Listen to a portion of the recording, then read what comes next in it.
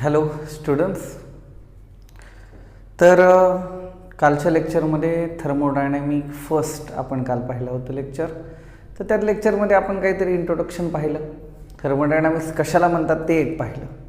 थर्मोडायनॅमिक्सचं आपण काय बघितलं होतं, इंट्रोडक्शन बघितलं, थर्मोडायनॅमिक कशाला म्हणतात ते एक पाहिलं, आणि थर्मोडायनॅमिक्सच्या related thermal equilibrium means what हे एक पाहिलं. What is mean by thermal equilibrium? तर थर्मल इक्विलिब्रियम आपण असं म्हटलं गेलं, when two bodies kept with each other, when two bodies are kept with each other, जर दोन बॉडीज आपण एका ठिकाणी ठेवल्या असतील तर ते दोन्ही बॉडी एकमेकांना काय करतात, हीट ट्रान्सफर करतात. ज्या higher temperature body can transfer the lower temperature body of heat. Heat काय होते, हायर टेम्परेचरपासून लोअर टेम्परेचरपर्यंत हीट काय करते, ट्रान्सफर होत राहते. आणि हे कुठपर्यंत होतं, हे जोपर्यंत दोन्ही बॉडींचं टेम्परेचर इक्वल होत नाही. when temperature of two bodies when equal, it means that there is no heat change, there is no heat transfer from one body to another body, then both body we are say in thermal equilibrium.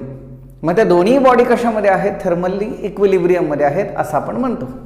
जेव्हा दोन्ही बॉडींचं temperature same होतं, त्यांच्यामध्ये कोणत्याही प्रकारचं heat change होऊ शकत नाही, heat त्यांच्यामध्ये ट्रान्सफर घडून येत नाही, हे ज्यावेळी आपल्याला समजतं ह्याच्यापासून जास्त हीट ट्रान्सफर होऊच शकत नाही. त्यांचं व्हॉल्यूम सेम राहणार, त्यांचं प्रेशर सेम राहणार, त्यांचं टेम्परेचर सेम राहणार, त्यांच्यामध्ये असणाऱ्या मॉलिक्युलर मास सेम राहणार, नंबर ऑफ मोल्स सेम राहणार. जर असं सेम राहिलं की आपण काय म्हणतो, ती बॉडी कशामध्ये आहे, थर्मल इक्विलिब्रियममध्ये आहे. परंतु आता आणखी एक कन्सेप्ट बघितला जातो, थर्मल इक्विलिब्रियमच म्हणायचं त्याला, पण थर्मल इक्विलिब्रियम, इक्विलिब्रियम. त्याच्यामध्ये थर्मल इक्विलिब्रियम फक्त आणि फक्त अशा प्रकारे दोन बॉडी सोबत असल्या तर त्याला थर्मल इक्विलिब्रियम म्हणतात असं नाही. हे थोडंसं कमी नॉलेज आहे. परंतु आपण जर जास्त अभ्यास केला, आपण NCERT पॅटर्ननुसार बघितलं, NCERT पॅटर्ननुसार जर बघितलं तर in NCERT pattern microscopic variable जे असतात बॉडीचे,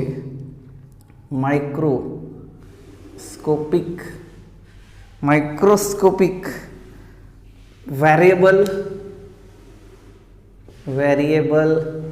काही ठिकाणी त्याला प्रॉपर्टीज पण म्हटलं जातं. प्रॉपर्टीज, व्हेरिएबल और प्रॉपर्टीज आर कॉन्स्टंट.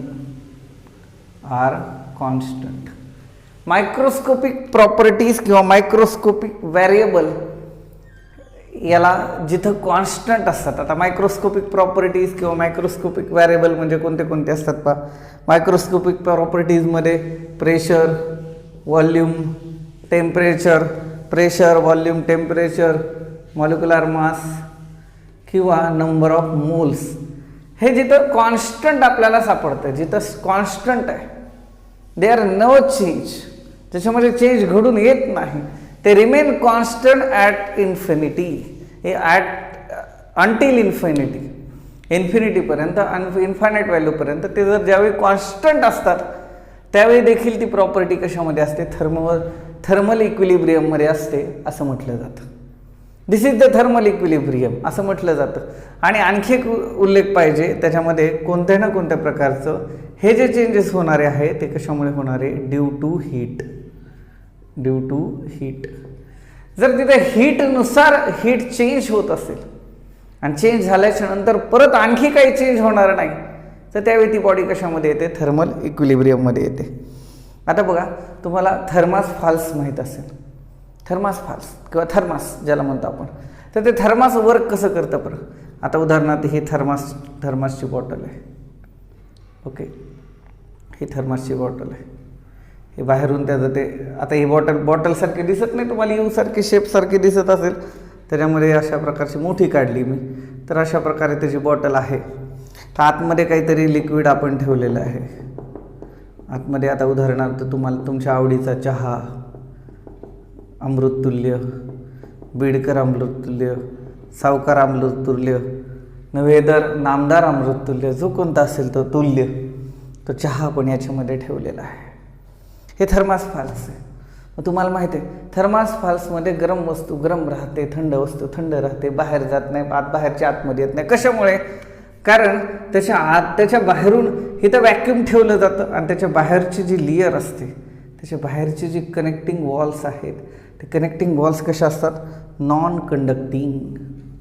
कशा असतात त्या? Non conducting. त्यानंतर त्याला काय म्हणू आपण? इन्सुलेटिंग.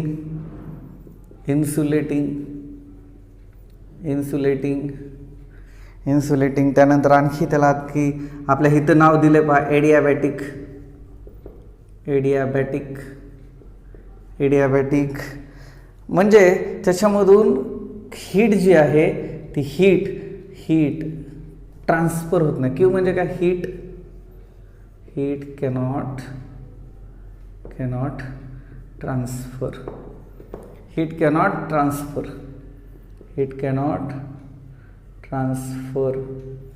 काय होत नाही तिथून? ट्रान्सफर होत नाही, बाहेर पडू शकत नाही किंवा हीट चेंज होऊ शकत नाही. तुम्हाला माहिती आहे थर्मास फाल्सचं प्रिन्सिपल आहे. याच्या आतमधली वस्तू तर आता इथून जरी हीट बाहेर पडायची म्हणली तर एवढ्या पुरतच पडणार, त्याच्यापेक्षा बाहेर जाणार नाही आणि बाहेरची हीट आतमध्ये येणार नाही. तर अशा प्रकारे जे असलं तर याच्यामधलं जे प्रेशर आहे ते प्रेशर कॉन्स्टंट राहते त्या बॉडीचं, त्याच्यामधलं व्हॉल्यूम कॉन्स्टंट राहते, टेम्परेचर कॉन्स्टंट राहते. सगळ्या वस्तू आतमधलं जे काय असेल ते व्हॅरिएबल जे आपण म्हणू त्याला मायक्रोस्कोपिक व्हॅरिएबल ज्याला आपण म्हणू मॅक्रोस्कोपिक, म्हणजेच त्याच्यामध्ये प्रेशर असेल, व्हॉल्यूम असेल, टेम्परेचर असेल, मॉलिक्युलर मास असेल, नंबर ऑफ मोल्स असतील, हे सगळे याच्यामध्ये काय दिसतात? आपल्याला कॉन्स्टंट दिसतात. म्हणजे ह्याच्यामधली जी बॉडी आहे ती कशी आहे? थर्मली इक्विलिब्रियम आहे. ती स्वतः असली तरीही ती कशी आहे? सराउंडिंगच्या तुलनेनं ती कशी आहे? थर्मली इक्विलिब्रियममध्ये आहे असं म्हणता येतं. ओके. तर आता त्याच्या बदल्यामध्ये आपल्या NCERT पॅटर्न, हे झालं माझ्या दृष्टिकोनातून. मी एक एक्झाम्पल तुम्हाला दिलं की अशा प्रकारे एक्झाम्पल असू शकतं. परंतु NCERT पॅटर्नच्या नुसार NCERT एक आणखी एक एक्झाम्पल तिथं दिलेलं आहे पहा. आता एक्झाम्पल कसं आहे पहा. आता एक्झाम्पल मी इथं लिहितो, इथं तुम्हाला फिगर काढून दाखवतो. देर is a one box is there, then there is a body, then here is the A body and here is the B body. Here is the A object आणि इकडं काय? B ऑब्जेक्ट आहे. आणि याच्या भोवती अशा प्रकारे नॉन कंडक्टिंग काय म्हणते त्याला आपण इथं नाव देतो मी त्याला नॉन कंडक्टिंग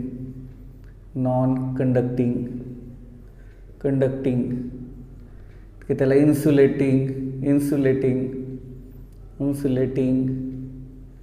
किंवा ज्याला आपण काय म्हणू आणखी त्याला एडियाबॅटिक कवरिंग आहे त्याला म्हणू आपण एडियाबॅटिक.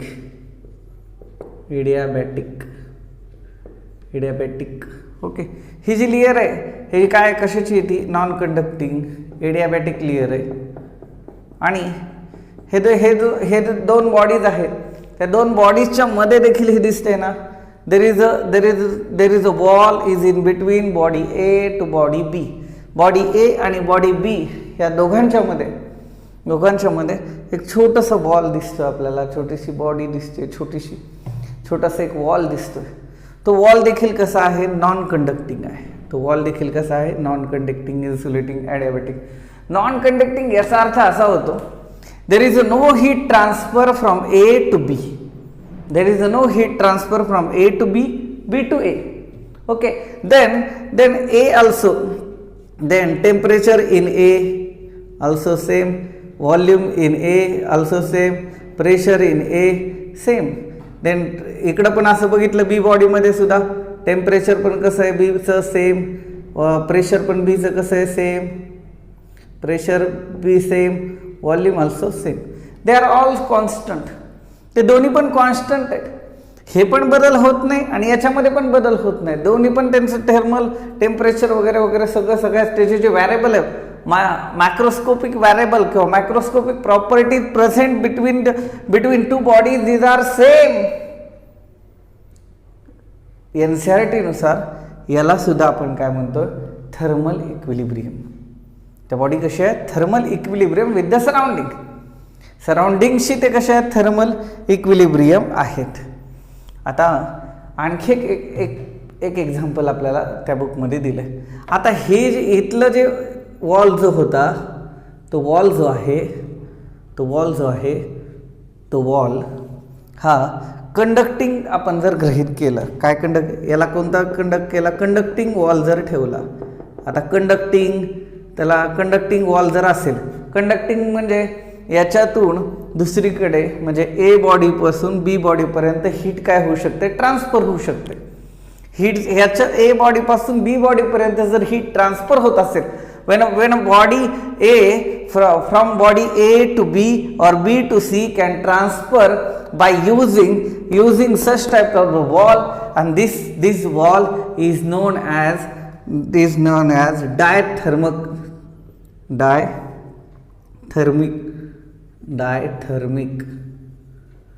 त्याला काय म्हटलं जातं, डायथर्मिक वॉल असं म्हटलं जातं. जेणेकरून मग इकडली इकडे कुठेही करून काय होऊ शकतं, ट्रान्सफर हीट होऊ शकते. Suppose temperature at B is greater than temperature of A. Suppose temperature of B is greater than temperature of A. A बॉडीमध्ये असणारं टेम्परेचर बी बॉडीत असणाऱ्या टेम्परेचरपासून कसं आहे, कमी आहे. It is a less. आता मी तुम्हाला कालच सांगितलं होतं, मग ज्यावेळी हीट ट्रान्सफर कशी होती, हायर टेम्परेचरपासून लोअर टेम्परेचरपर्यंत. Heat is a form of energy. It can be transfer from higher to lower. मग टेम्परेचर जर बी बॉडीचं जास्त असलं, when a temperature of a B body is greater than the temperature of A body, then heat is transferred from body B to body A. मग काय व्हायला, body बी पासून body ए पर्यंत हीट काय व्हायला लागली, ट्रान्सफर व्हायला लागली, चालायला लागली, पळायला लागली. हे काय बी पासून ए पर्यंत चालली. ह्याच्यामध्ये कायनेटिक एनर्जीचा रोल खूप असतो. There is a role of the kinetic energy when higher temperature, because temperature, when raise in a temperature, the molecule present in that body will vibrate more vigorously. It vibrate more than that of the another body. मग काय व्हायला, heat transfer काय व्हायली, इथपर्यंत व्हायली. इथून molecule असे गोल इकडे चालले, molecules असे इकडे ट्रान्सफर व्हायले. हे कुठपर्यंत होणार, जोपर्यंत दोघा जणांचं सेम होत नाही. आणि आता सर्टन स्टेजला ह्या दोघा जणांचे हे जे व्हॅरिएबल्स आहेत, हे जे मॅक्रोस्कोपिक व्हॅरिएबल्स जे आहेत, त्याला म्हणू आपण प्रेशर म्हणू, टेम्परेचर म्हणू, व्हॉल्यूम म्हणू, हे दोन्ही पण ज्यावेळी एक होतील त्यावेळी ही बॉडी कशामध्ये आहे, थर्मली इक्विलिब्रियममध्ये. मग temperature of body A is equal to temperature of body B. ज्यावेळी हे दोन्ही एकत्र येतील त्यावेळी ही बॉडी कशामध्ये येते, थर्मली इक्विलिब्रियम असते. फक्त इथं हे डायथर्मिक मटेरियल इथं वॉलला वापरले, एवढं लक्षात ठेवायचं. ठीक आहे. तर आता तुम्ही एक्झाम्पल पहा ना, तुम्ही एखादा बर्फ घेतला आहे, तुम्ही बर्फाच्या शेजारी थोडंसं पाणी ठेवलं आहे आणि तुम्ही जवळजवळ त्या बर्फाला आणि पाण्याला एकत्र मिक्स केलं आहे. काही वेळाने बर्फाचं रूपांतर कशामध्ये होतं, पाण्यामध्ये होतं. आणि दोघा जणांचं टेम्परेचर काय व्हायला लागतं, इक्वल व्हायला लागतं. अगोदर ते काय करतात, टेम्परेचर काय होतं तर एकमेकांना देवाणघेवाण होते, हीट एनर्जी काय होते, देवाणघेवाण होते. कारण वॉटरचं टेम्परेचर जास्त असतं बर्फापासून. मग temperature, the heat energy coming from the water to the ice and it will become stabilized, it become equalized, and when it become equalized, then the temperature of A is equal to temperature of B. तर हा concept आहे thermal इक्विलिब्रियमचा.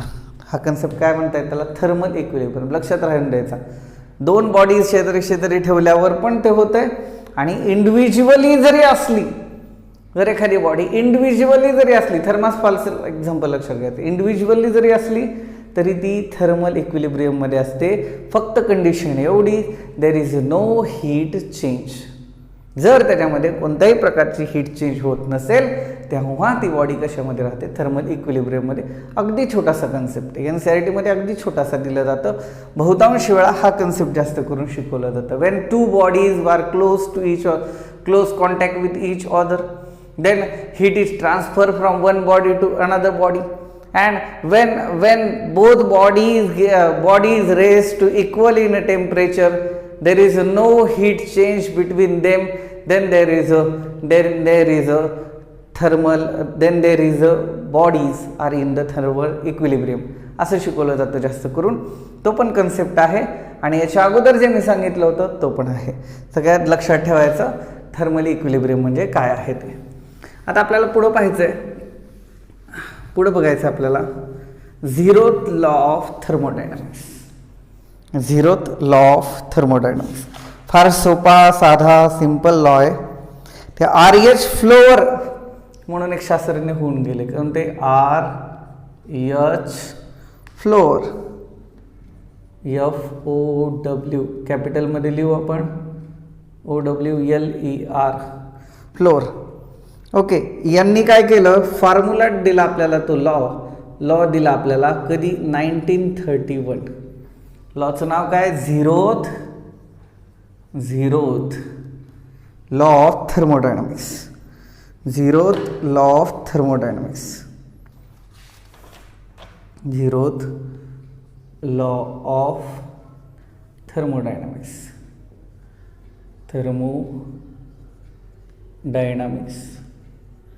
Zeroth law of thermodynamics.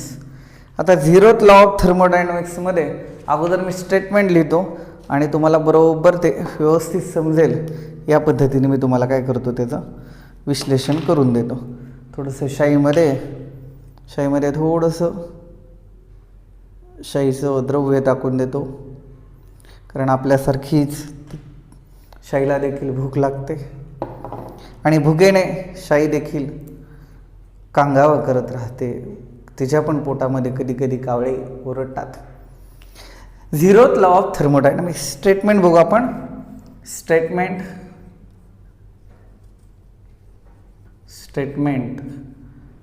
Statement पाहू. Two system in a thermally equilibrium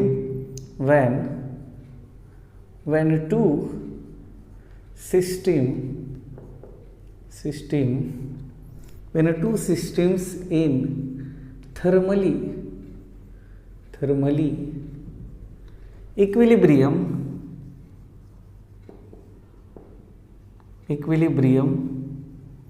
when a two system thermally equilibrium with a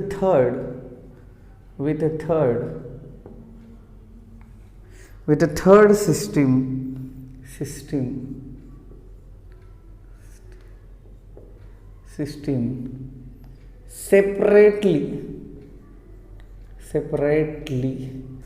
separately are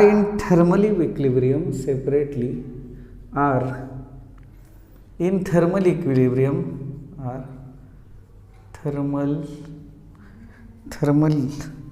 equilibrium,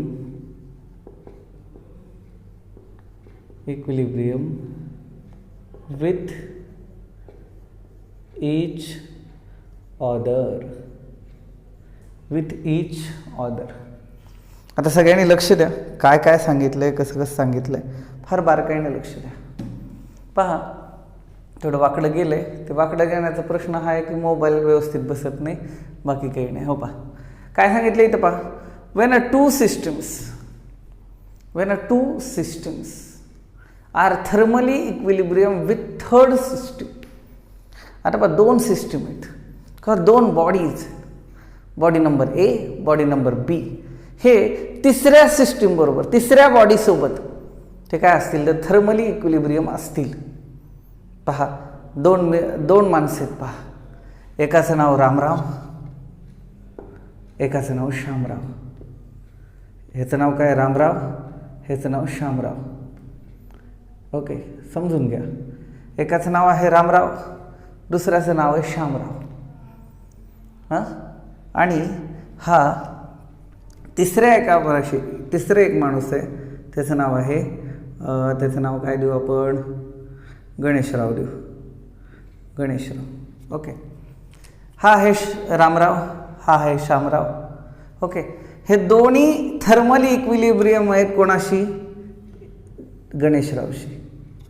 म्हणजे हे दोघंही कोणाचे मित्र आहेत, गणेशचे मित्र आहेत, गणेशरावचे मित्र आहेत. म्हणजे रामराव पण आणि श्यामराव पण हा गणेशरावचा काय, क्लोज फ्रेंड. हे दोन्ही पण क्लोज फ्रेंड आहेत, हे दोन्ही पण काय आहेत, क्लोज फ्रेंड आहेत. अल्टिमेटली मग हे दोघं पण एकमेकांना कसे झाले, हे एकमेकांना काय झाले, फ्रेंड झाले. हे दोन्ही पण एकमेकांचे काय झाले, मित्र झाले. ह्या दोघांचं पण एकाशी पट्ट आहे. मग अल्टिमेटली हे दोघं पण काय झाले, एकमेकाचे मित्र झाले. मग हे इथं पण तेच सांगितलेलं आहे. काय सांगितलंय पहा, वेन टू सिस्टीम्स. आता पहा, हे रामराव नावाची एक सिस्टीम आणि श्यामराव नावाची एक सिस्टीम. बघा, when two system in thermally equilibrium with a third system.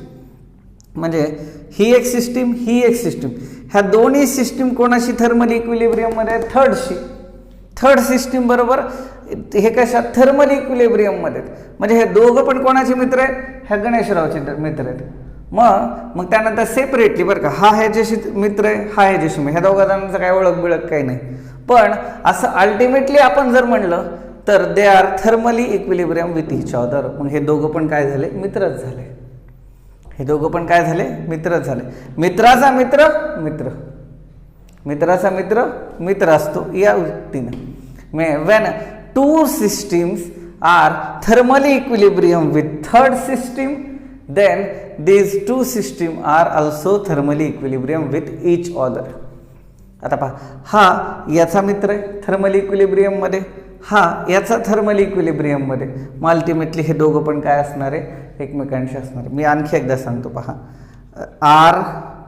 R यसचा मित्र आहे, यस जीचा मित्र आहे, आर यसचा मित्र आहे, यस जीचा मित्र आहे. मग आर आणि जी हे दोघं जण काय झाले, अल्टिमेटली मित्र झाले. अल्टिमेटली काय झाले, ते मित्र झाले. आता पहा, हे झालं आपल्याला समजून घेण्याचं एक्झाम्पल, एक सिम्पल. आता बुकमध्ये आपल्याला असे एक्झाम्पल नाही दिलेले, बुकमध्ये थोडंसं वेगळं दिलं आहे, NCERT पॅटर्ननुसार थोडंसं वेगळं एक्झाम्पल आहे. तर तीच कथा आहे, सगळी तीच कथा आहे. काय कथा आहे पहा, आता उदाहरणार्थ इथे दोन सिस्टीम याच्यामध्ये आहेत. हे पहा, ही एक सिस्टीम आहे. ओके, ह्या सिस्टीमला म्हणायचं ए सिस्टीम, या सिस्टीमला म्हणायचं बी सिस्टीम. आणि ह्या दोघांमध्ये देखील नॉन कंडक्टिंग इन्सुलेटिंग एडियाबॅटिक वॉल आहे. नॉन कंडक्टिंग म्हणजे इकडला माणूस इकडे जाऊ शकत नाही, इकडला माणूस इकडे येऊ शकत नाही, असं या दोघांमध्ये काय नॉन कंडक्टिंग मटेरियल आहे, नॉन कंडक्टिंग इन्सुलेटिंग मटेरियल याच्यामध्ये आहे.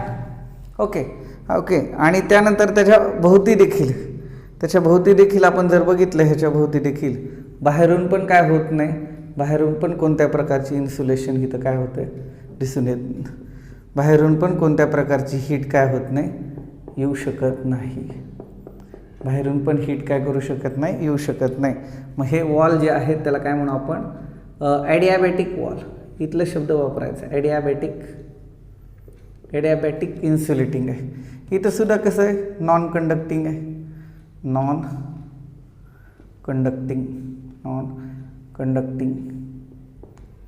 कंडक्टिंग आहेत. हे कसे आहेत, ते नॉन कंडक्टिंग. आता ए आणि बी हे दोन सिस्टीम आहेत आणि त्यांच्यावरती इथं आपल्याला कोणती दिसते सिस्टीम, इथं आपल्याला सी नावाची सिस्टीम आहे. आणि हे जे वॉल दिसते ना तुम्हाला, हे कसं आहे, कंडक्टिंग आहे. हे जे दिसते तुम्हाला ते कसं आहे, कंडक्टिंग आहे. ह्याला काय म्हणत असतो,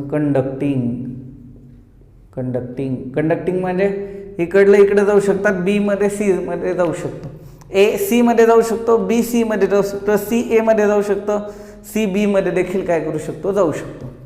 म्हणजे when two systems are thermally equilibrium with third system. आता मी तुम्हाला समजून सांगतो, ए आणि बी ह्या दोन सिस्टीम आहेत. ह्या दोन सिस्टीम ह्या थर्ड सिस्टीम सोबत कशा आहेत, थर्मली इक्विलिब्रियम आहेत. थर्मली कशा आहेत, त्या इक्विलिब्रियम आहेत. A system and B system, both system are thermally equilibrium with C system, third system then ultimately A and B are also thermally equilibrium. म्हणजे ए आणि बी हे दोन्ही पण कशात थर्मली इक्विलिब्रियम आहेत.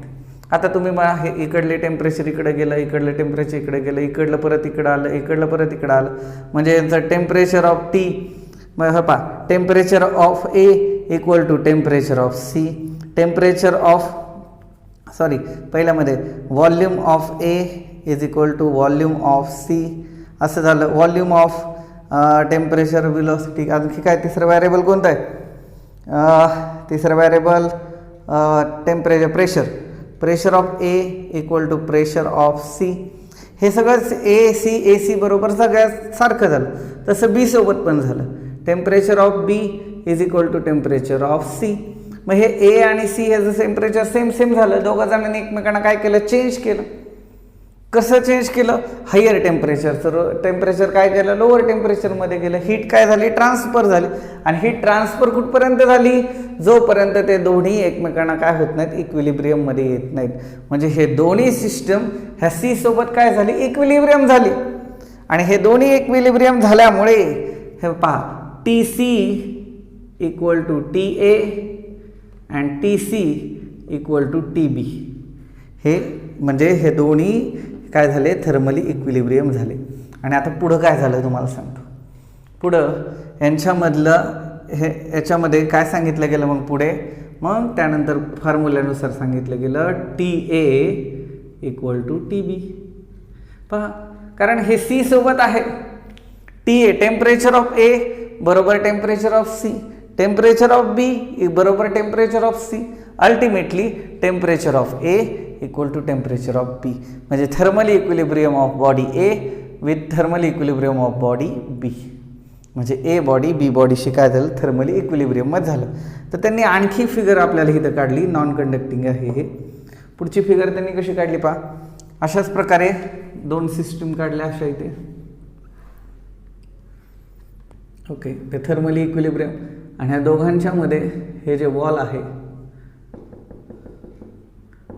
हा जो वॉल आहे इथं बॉडी ए आणि इथं बॉडी बी, हे मधला जो आहे तो कसा आहे? कंडक्टिंग आहे. त्याला डायथर्मिक ज्याला म्हणतो आपण, त्याला काय म्हणतो? त्याला आपण डायथर्मिक ज्याला म्हणू आपण. आणि डायथर्मिक असल्यामुळे मग ह्या दोन्हीमधून हे हीट काय करू लागली? एक्सचेंज होत गेली.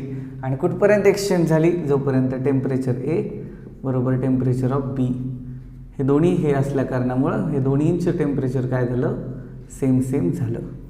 कशामुळे सेम झालं? कारण हे सी सोबत थर्मली इक्विलिब्रियममध्ये होतं. लक्षात घ्या, मी अगोदर तुम्हाला सांगितलं होतं ए हे सीचे मित्र आहेत आणि बी हे सीचे मित्र आहेत. अल्टिमेटली हे दोघं पण एकमेकांचे काय झाले? मित्र झाले. ठीक आहे.